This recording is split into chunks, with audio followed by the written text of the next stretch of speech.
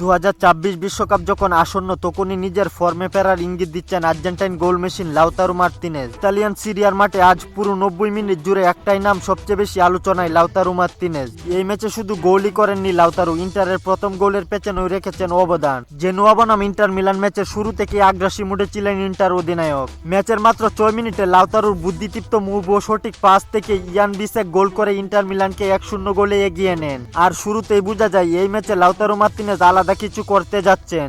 এরপর ম্যাচের পুরো নিয়ন্ত্রণ ইন্টার মিলানের হাতে। ম্যাচের 38তম মিনিটে আবার নিজেই গোলের নায়ক লাউতারো মার্তিনেজ। কার্লুর অগাস্তুর অ্যাসিস্টে বক্সের বাম কোণা থেকে ঠান্ডা মাথায় বুলেট গতির কোনাকুনি শটে বল জালে পাঠান তিনি। ইন্টার মিলান এগিয়ে যায় 2-0 গোলে।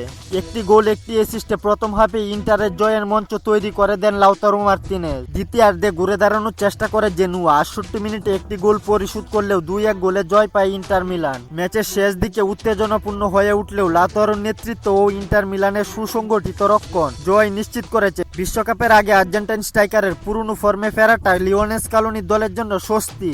খেলাধুলার গুরুত্বপূর্ণ আপডেট পেতে আমাদের চ্যানেলটি সাবস্ক্রাইব করে পাশেই থাকুন।